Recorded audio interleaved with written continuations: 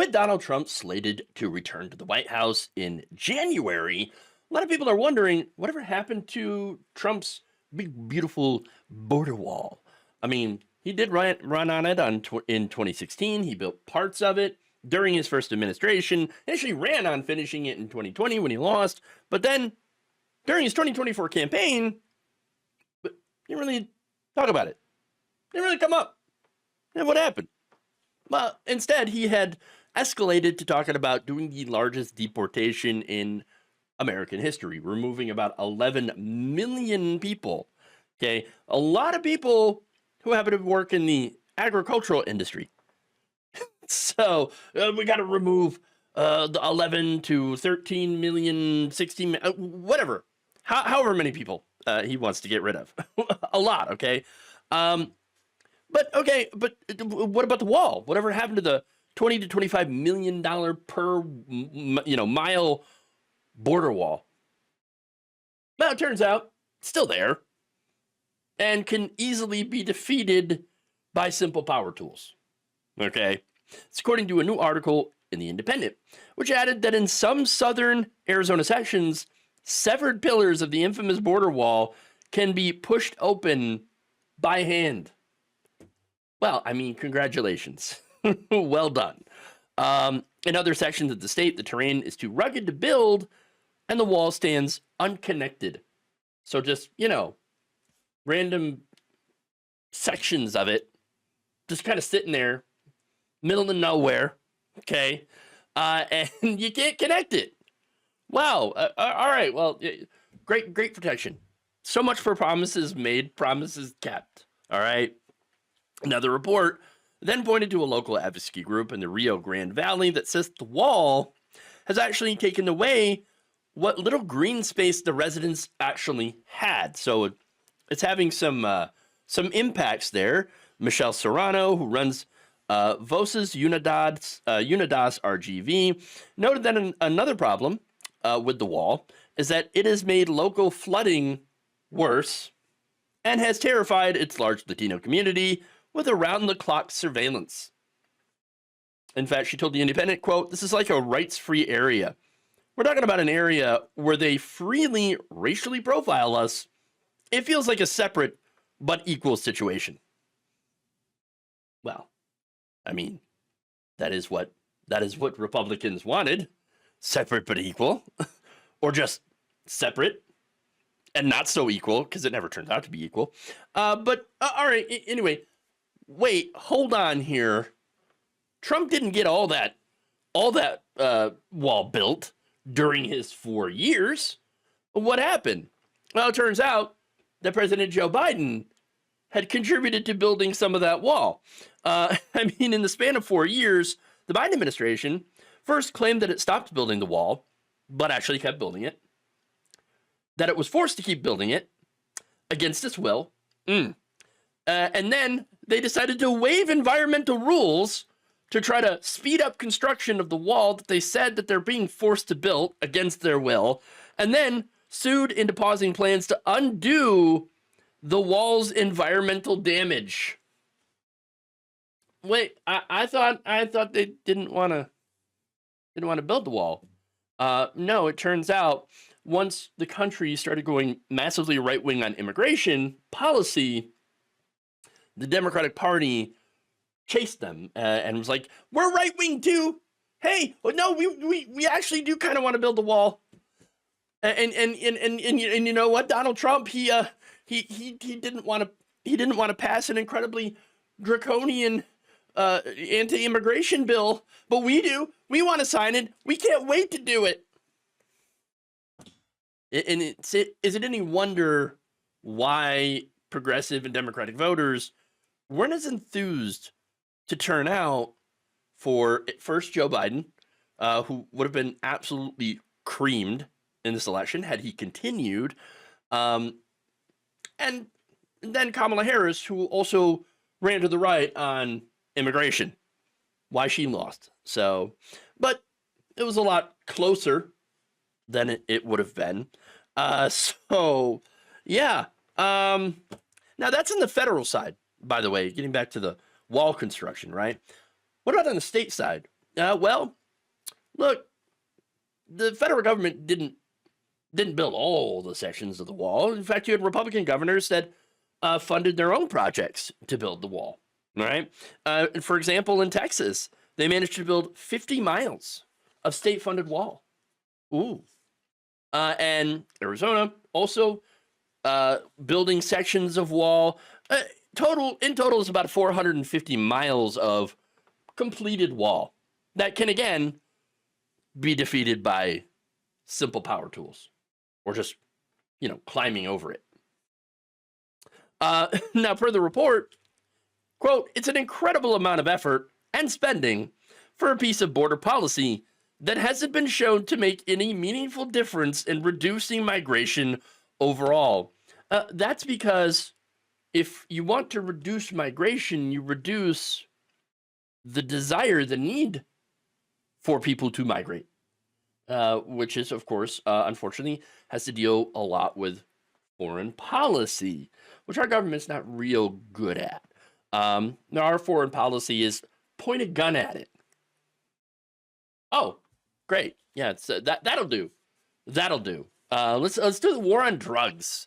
Yeah, that'll help. Oh, look at that. Drugs won. Shocker. So, yeah, that's what happened there.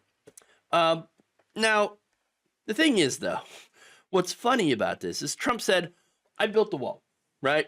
And then claimed that we've had completely open borders for the last 4 years, even though Biden was also building the wall.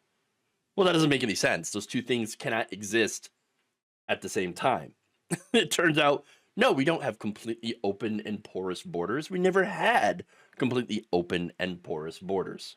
Okay? There is a wall, and yet people do still end up getting in. Now, of course, the only thing the wall actually does is not only is it a massive eyesore that causes flooding and scares people, right? But it also ends up hurting people. In fact, the buildup on the border has driven migrants to more remote areas where they're more likely to die in the heat and cold or suffer serious injury. And despite the wall growing higher, migrants continue to try to climb over it and inevitably fall. In fact, the San Diego neurosurgeon has said that he treated a marked increase in migrants with brain injuries after local sections of the wall grew to 30 feet tall under the Trump administration. They're still climbing it. They still climbing it. Yeah. In fact, according to UCLA professor Chris Cepeda-Milan, author of Walls, Cages, and Family Separation, Immigration Policy in the Time of Trump, told The Independent, quote, most Americans, even those who support the wall, know that it's not going to produce the claimed effect. Which then leads to the question, why support it? Why build it? Yeah, I mean, the claimed effect is it's going to stop all the migrants from coming over. Well, it didn't. It didn't. In the sections that it's completed, it didn't do a damn thing. So why then? Well, according to Cepeda-Milan, the vast majority of people who do support Trump's border walls are also the same people who have anti-Latino sentiment, people who are uncomfortable with the demographic changes that are happening.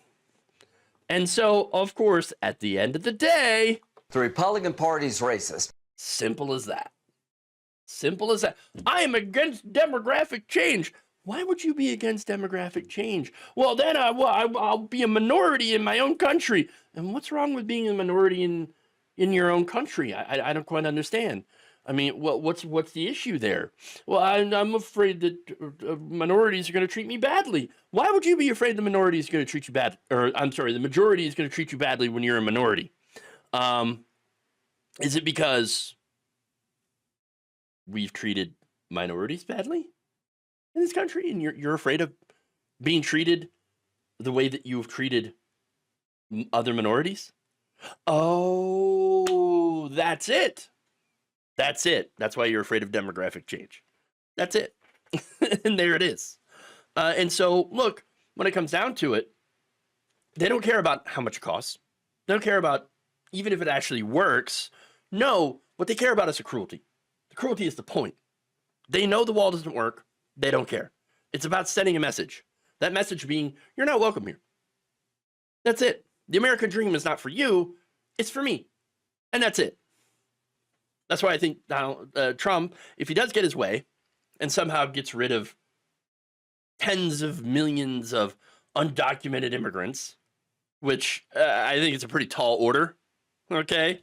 But if he does somehow, then all right, well, the mission will not be complete because he'll have to go back to building the rest of the wall, which has its own massive challenges. He's going to do it, though, because that's what his base wants. And because it'll be a lasting monument to himself. He's a narcissist, and so, of course, got to have that lasting monument. And that's something that he will be remembered for, even if it's basically nothing more than a racist monument of failure. A pork plant in Iowa was recently busted employing literal children on the kill floor. According to the U.S. Department of Labor, nearly a dozen children had been working shifts cleaning the plant's meat processing equipment over a 4-year period. This is an investigation over this 4-year period, right? 11 children, some as young as 13 years old, had been found using corrosive chemicals to clean things like head splitters, jaw pullers, band saws, neck clippers, and other equipment at Seaboard Triumph Foods pork processing plant in Sioux City, Iowa. Yes. And by the way, this is the second time federal investigators had found literal children working at that particular meat processing plant. So, ain't the first time, probably ain't gonna be the last. I mean, pretty sure in a couple of months, you're gonna end up having even more teenagers, teenagers and kids working on that kill floor. Great. Now, Iowa is one of the states that have rolled back child labor laws. Many states under Republican rule have done so. That said, they keep running afoul of federal law, which bans certain forms of child labor. Okay, so now let's get this straight. Okay, so you have Iowa Governor Kim Reynolds, who the same year, 2023, had signed a ban on gender-affirming care, saying, I have to do what I believe is right now and is in the best interest of the kids. So I have to do what I think is in the best interest. Okay, I got to protect the children from that, dastardly gender ideology. Oh my God, the gender-affirming care. And the same year, she's like, oh yeah, kids work in the kill floor with corrosive chemicals and dangerous, implements, slaughter implements. Totally fine. Yeah, no, we don't got to protect the kids from that. Even though there have been literal deaths. Yes, deaths. And of course, there's injuries and possible dismemberments. So now, of course, when she signed that bill allowing for more child labor, she wasn't thinking about what's in the best interest of children. She was thinking about what's in the best interest of her corporate donors. So that's really what kind of underlies Republican ideology is what's best for my corporate donors. Great. Now, here's the thing, though. There's a conflict currently between state and federal law. Thanks to the Supremacy Clause, in most cases, the federal constitution and federal law takes precedent over state laws and state constitutions.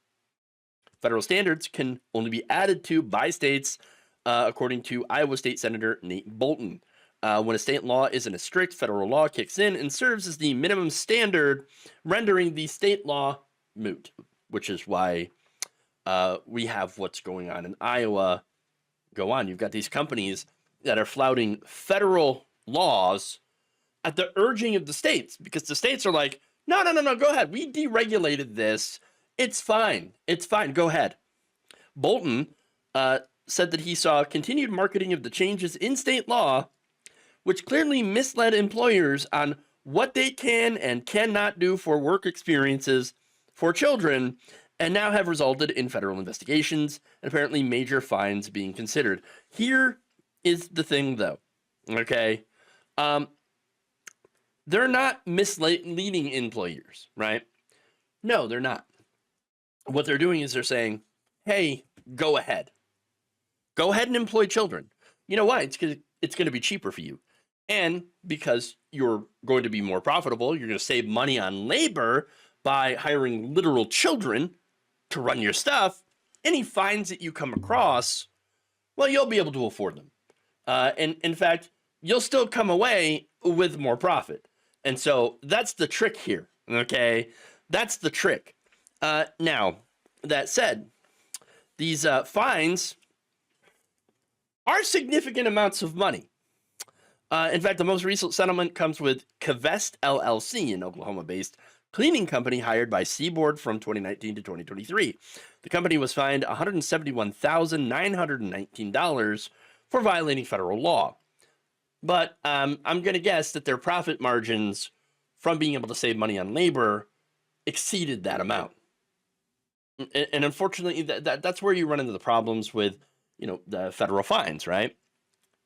They're not enough to stop the companies from doing illegal things, okay? That's why this happened twice. Now, in September of 2023, Seaboard hired a new cleaning contractor, Fayette Janitorial Services, headquartered in Tennessee. Investigators found that Fayette had hired 24 children to work their overnight shifts, some as young as 13 and carrying glittery school backpacks, including some of the same minors who were employed by Kvest, the previous cleaning companies, the same kids. In May, Fayette was fined $649,304. Wow. So that's a lot higher than Kvest. And still, is it going to stop them from hiring more children? I don't know. Now, Michael Lazzari, who is the Wage and Hour Midwest Regional Administrator, said these findings illustrate Seaboard Triumph Foods' history of children working illegally in their Sioux City facility since at least September of 2019. Despite changing sanitation contractors, children continued to work in dangerous occupations at this facility, which to me is unsurprising because this is by design. Republicans want to push children into the workforce. Simple as that. Okay? And look, they're defunding education for anyone except for the very wealthy. Okay? They're going to make they're making higher education unaffordable, and telling rural families specifically, hey, college, that's liberal indoctrination. You don't want to send your kids there. And they're going to come out to be, pink-haired communists. That's what's going to happen. Pink-haired communists. The liberal indoctrination. They're going to come out all woke. You don't want that, do you? Now, of course, what happens is, obviously, college is not a liberal indoctrination center.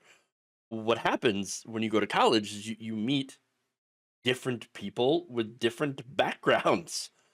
And once you are exposed to people from different walks of life, you tend to become a little bit more accepting. You tend to be a little bit more open-minded. Not in every case, of course, but generally. Okay? And so this whole, it's a liberal indoctrination center. What? That doesn't make any sense. But they don't have to make sense. But anyway, they tell people that. And the whole purpose is to get them to not be educated so that only the wealthy kids can be educated. Okay? The wealthy kids, I got news for you. Turns out they go all to all these expensive Ivy League schools and get these college educations and then become wealthy CEOs or wealthy executives. While your kids are what?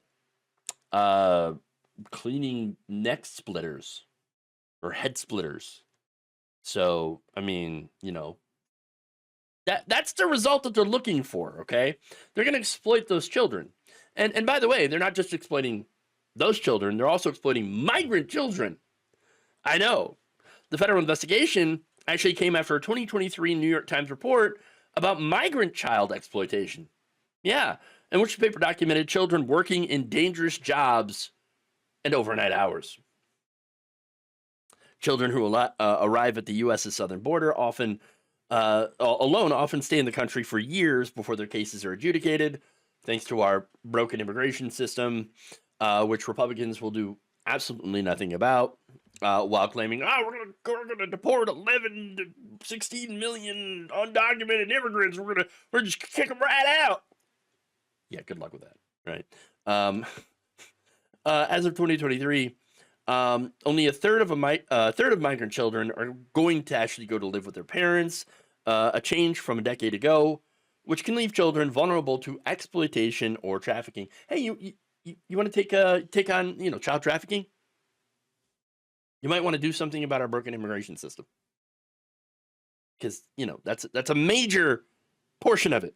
Okay. Now, The Guardian has also documented children as young as 14 working in U.S. tobacco fields, although they're doing so legally. And just imagine, you're not old enough to use tobacco, but you are old enough to work in the fields. Insane. Overall labor investigators have uncovered violations affecting 4,030 children in 736 investigations just this year alone, and assessed about $15.1 million in fines. That is an 89% increase since 2023. So you get straight up exploitation of children. And would you look at that? A lot of it happens to be in the states where Republicans have signed laws loosening child labor. So, if you don't think that their entire plan is to get the children to work because you can pay them less to do that work than you would an adult, well, then I don't know how to convince you if you don't believe that. If you don't see what's going on, if you don't see what their plan is. Look, they brought back child labor. They're not bringing it back. They've already brought it back. Okay. And it's very likely now, with Donald Trump coming back into office and Republicans controlling all levels of government again, that they're going to continue to gut protections against sending the kids into the factories.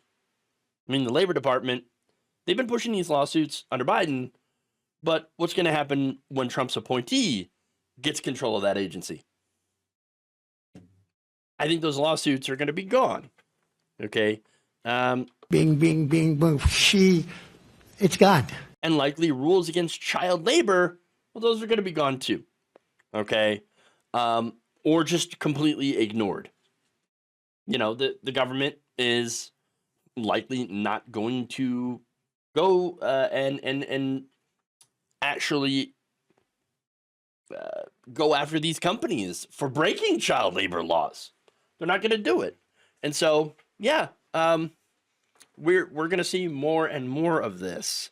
In fact, Project 2025 proposes that Congress pass legislation allowing states to seek waivers from federal worker protection laws, like the Fair Labor Standards Act. That's right, to encourage experimentation and reform efforts at the state and local levels.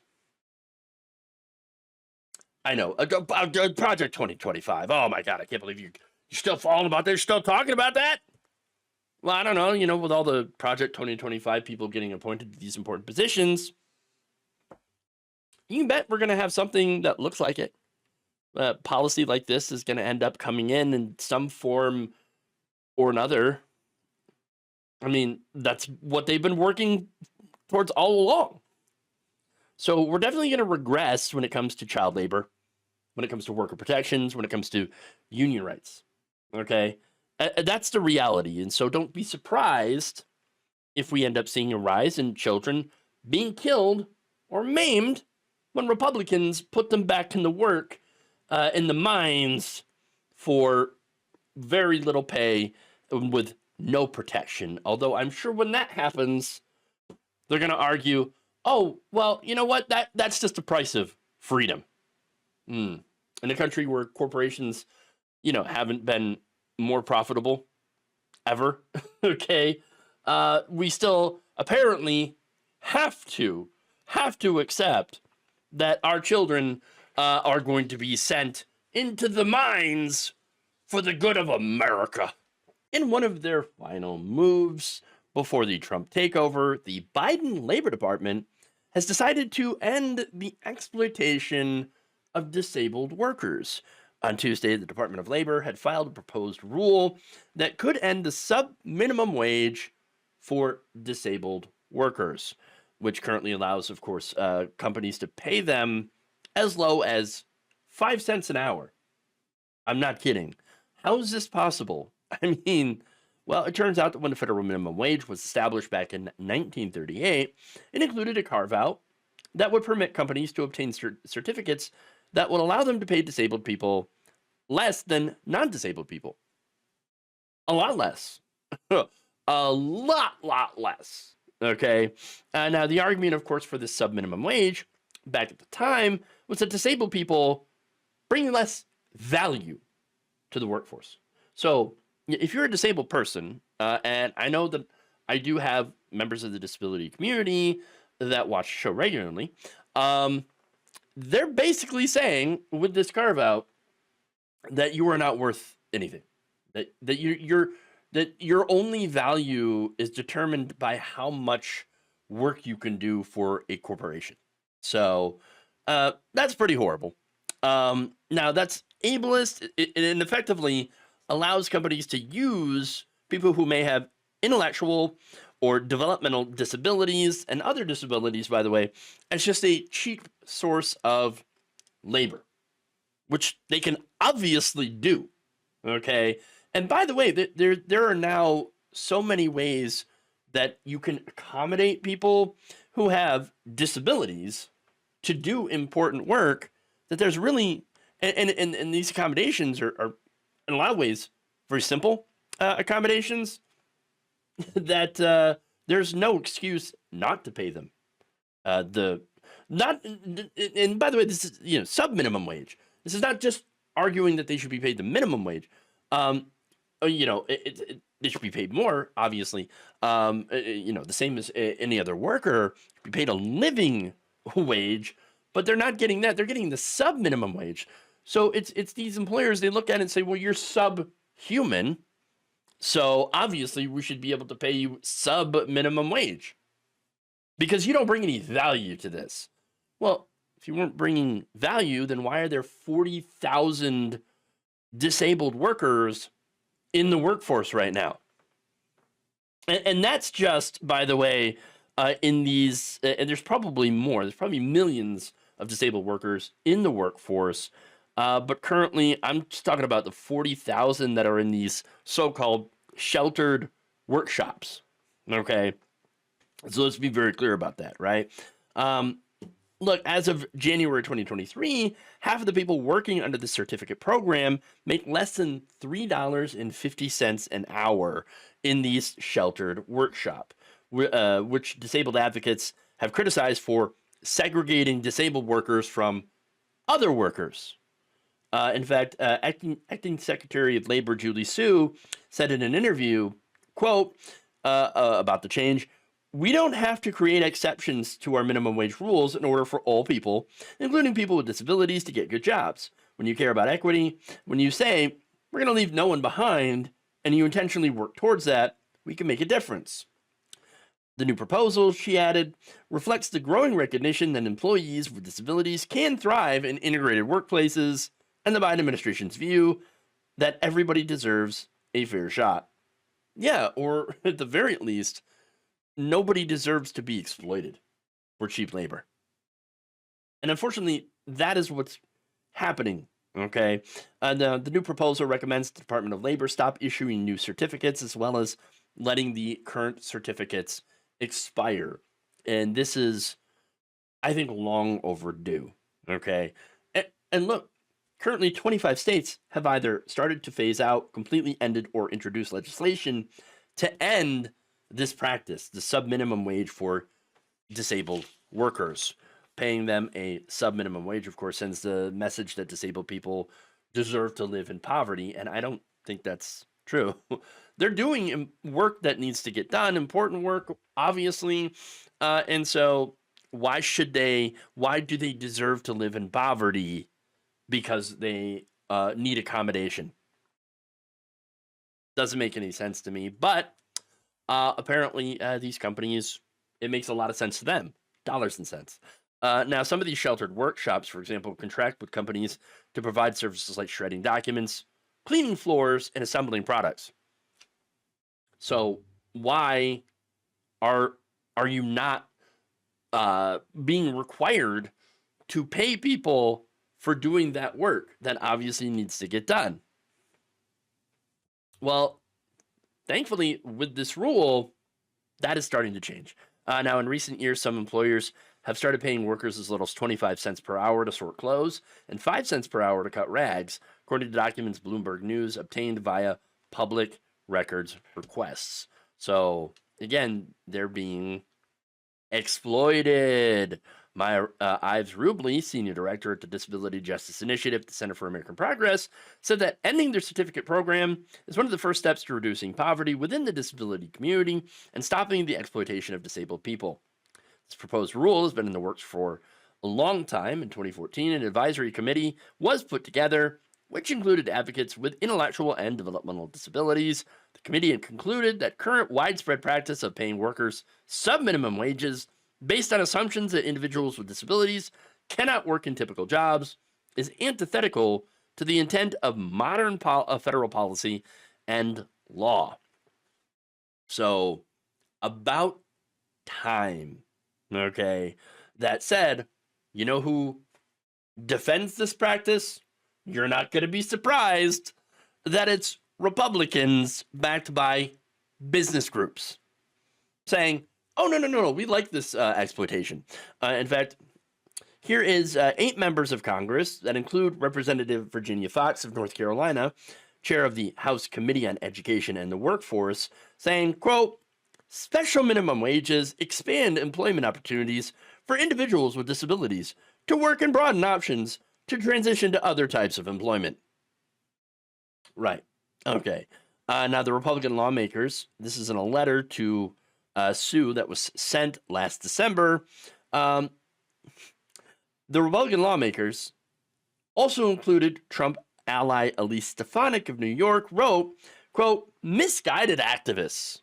Yes, misguided activists were wrongly attacking sheltered workshops that, quote, provide a unique sense of purpose and community, and that changes could cut workers off from opportunities and support services by forcing those facilities to close.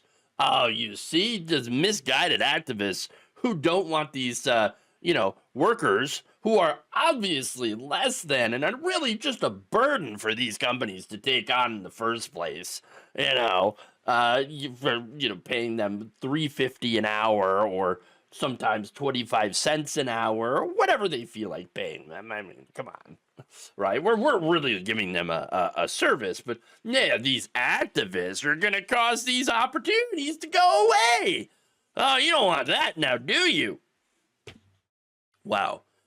First of all, nobody's forcing these companies, these workshops to close, right? It's just saying, hey, you need to, if you're going to employ people, you can't just get away with paying them a sub-minimum wage for work that obviously needs to get done and does get done. Okay? That's it. No more exploitation, okay, of these workers. They are workers. They are doing work. They deserve to get a fair wage. Simple as that. Kristen Garcia, the Labor Department's deputy wage and hour administrator, said the proposal wouldn't require organizations to stop employing or providing services to people and would actually give employers, workers, and the government substantial time to adjust, saying, quote, a hard day's work deserves a fair day's pay. And that is true for all workers. But for too long, workers with disabilities have really been left out. It's true. They have. And that needs to end. And so I like that this rule is starting to be put into place. I mean, if anything, by the way, this would actually help disabled workers a lot more. I know that the people who are against it are like, wow, you're gonna take people out of the workforce. You're gonna cause these places to close. No. Here's the thing. disabled people who, are on disability, right? Um, they cannot make over a certain amount of money per month, or they lose those benefits. Okay, because the government then considers them no longer disabled, right? A higher wage or a normal wage means that they're going to hit their wage cap sooner, right? And can no longer work that many hours. So that prevents, of course, some exploitation from happening while allowing them to make a substantial, decent amount of money, which helps keep them out of poverty. Great. I would also, by the way, allow other disabled people to work in those positions as well. So it would actually expand opportunity. Not only that, but it'd also be good for the local economy because that money is going to go back into the local economy. That helps other workers instead of going into a CEO's bank account to sit there. Okay, so that by allowing them, of course, those same companies to save so much on labor costs, which they will use to not help the company, but to do like stock buybacks and things like that. Just ridiculous stuff. So not only is it smart economically to get rid of the sub-minimum wage and to stop these companies from exploiting workers, but it's also the moral thing to do. It's the right thing to do. Because if you do work, you should get an honest day's pay, no matter what. Now, that said, I feel like this is one of those too late things, at least for right now, because here comes the Trump administration, which is probably not going to be pro-labor. Now that said, so far Trump has not previously voiced his opposition or support of the certificate program. And funny enough, Project 2025 says nothing about it either. Now, that said, very likely there are going to be lobbyists who are in favor of exploiting disabled workers. They're going to be whispering into Trump's ear, or whoever, whatever ghoul is going to be the labor secretary. And this rule likely will get rolled back. I could see it happening. I would be very surprised to see it last all the way through the Trump administration. The Satanic Temple of Ohio is notching another win for religious freedom by taking advantage of a program in public schools passed by Ohio Republicans that allows for students to be taken off campus for religious education. Religious education. So that is, of course, one of the ways that the right wing in Ohio is trying to indoctrinate children into, well, religion, specifically evangelical type of religion. And so it's known as a religious release program. And now students at the Edgewood Elementary School in Marysville, Ohio, will be allowed to take time off during the school day to attend the Satanic Temple's Hellion Academy of Independent Learning, also known as HAIL. Because why not call it HAIL? HAIL what? It's the devil, okay? Brilliant. Now, of course, look, before people freak out, remember, these people are not actual Satanists, okay? They don't really worship the devil. They're secular advocates for secular education and government to keep all religions out. And so what they're doing is saying, well, if you open the door for one religion, you got to open the door for all religions. And we're technically a religion now. So thanks for opening the door to the Satanists. Their mission, though, is to push back against these laws that would erode the separation of church and state, which, unfortunately, you have Republicans, evangelical activists that are doing just that. Now, June Everett happens to be a local minister at the Satanic Temple. She tells local news station WCMH that the Satanic religious education is only offered at schools where it's being requested, for one, unlike the other program, LifeWise, which I'm going to get into that, okay? And are saying that, hey, look, we're only there where we're requested and only in schools with programs that already allow for similar religious releases. Basically saying, we are not trying to press ourselves upon your kids. Okay? We're not trying to do that. We're just trying to provide a balance. Okay? So now, according to Everett, parent at Edgewood, of a student at Edgewood put in a request for Hale as an alternative to the LifeWise Academy, which is offering Bible lessons in 200 different schools across the state of Ohio. So now, what are they actually teaching those children in this, program, right? Well, LifeWise's curriculum teaches that the Bible is inerrant, so can't be wrong, 100% true, 100% correct, no mistakes whatsoever. That's a common evangelical perspective, okay? Now, to younger students, they teach that Adam and Eve are described as the literal first humans. No humans beforehand. So can't really explain which in the Bible Cain, runs into what? The land of Nod, I believe, which is an entire effing city. Where did they come from? Who are they? Who lives in the land of Nod? Can't really explain that one. Okay. Again, it's so bizarre. But anyway, LifeWise doesn't get into that. No, they just say, well, it's only in Adam and Eve, first humans, only humans. That's right. Their sin and punishment, separation from God, extend over all human beings. And that's it. Now, that's getting taught to the young kids. Middle schoolers are learning that God designed two separate, distinct genders to complement one another in a relationship. Oh, and that God cares for all people, including the poor. Well, I'm surprised Republicans allowed for that, because they sure really don't like that whole caring for the poor thing. So, yeah, I'm pretty sure they're going to try to push to excise that from the lesson plans.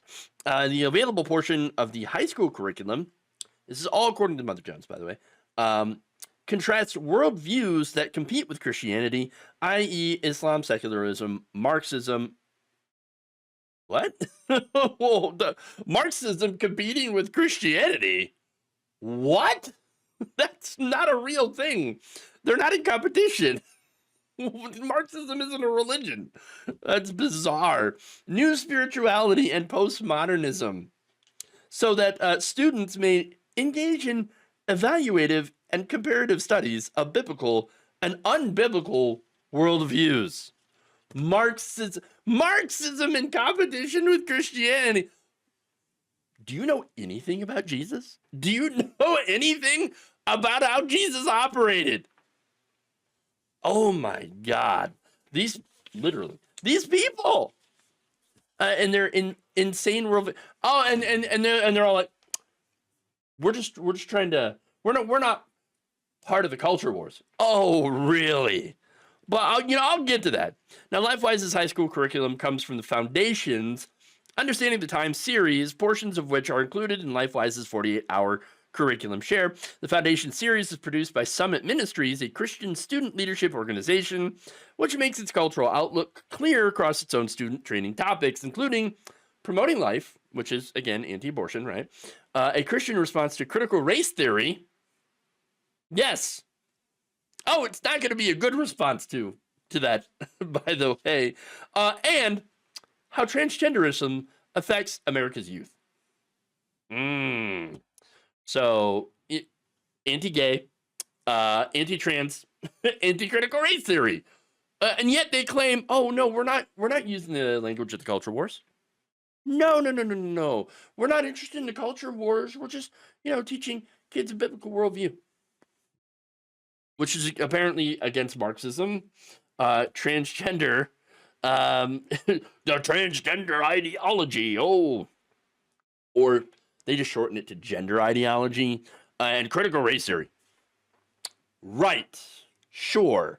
Here's the thing, though. You don't really have to use the language of the culture wars to do culture wars. Okay. Look at if you're only teaching kids a certain perspective on marriage and family, i.e., this is what the standard marriage and family is supposed to look like, especially when you're teaching young kids, hey, this is what it's supposed to look like, they're going to learn that, oh, anything that doesn't look like that is obviously wrong, and that you will go to hell if you believe in that or if you practice that, which again is indoctrination. And not only that, but of course teaching them the gender binary.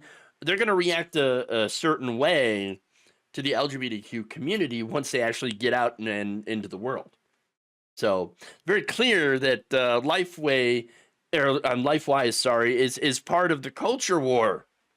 Okay, and not only that, but look who they're sponsoring. LifeWise was a sponsor for Turning Point USA's Believer Summit. Media Matters noted that the Heritage Foundation and the Family Research Council, which are both Project 2025 signatories, have also promoted LifeWise on their podcasts, their respective podcasts. So, yeah, and LifeWise's funders include local foundations and national philanthropic groups, but also Patriot Mobile, the wireless company funding conservative causes. Not only that, but Ohio Republicans obviously have been pushing the LifeWise on, and look, they're first are like, well, it's just optional. It's optional. You don't actually have to allow LifeWise into it, except now they're pushing a bill to make this program universal in all Ohio schools, basically making it impossible to refuse if LifeWise when it does come to your school. Because currently, you can refuse it. But if Republicans have their way, you won't be able to. So it's an indoctrination thing. Now, compare that to the Satanic Temple, saying, quote, we aren't trying to shut LifeWise Academy down, but I do think a lot of the school districts don't realize that when they open the door for one religion, they open the door for all of them. Yeah. And that's according to a quote from Everett. So, look, here's the thing. I love what the Satanic Temple is doing, okay? And what are they doing, you ask? Well, they're undermining the right-wing Christo-fascist takeover of education by using their own laws against them. While LifeWise is trying to use their, ties to Republican politicians to get themselves shoved into every school without choice. First, it's like, oh, no, you can choose to bring us in if you want. And then once they get their foot in the door, oh, we're actually going to make it so that, the people who chose not to have us in the schools don't get that choice anymore. So just in case you were unsure which group actually believes in religious freedom, I mean, after this, to seeing this video, hearing the story, I think it should be pretty obvious. Thank you for watching. If you enjoyed this video, please like, share, subscribe, hit the bell icon in order to get notified whenever a new video is released. And if you want to support independent, progressive media through this difficult time where it seems like everybody is shutting down, you can become a member on our YouTube page, you can become a subscriber on Facebook, or you can go to my Patreon. It's patreon.com/Jeff Waldorf. Thank you.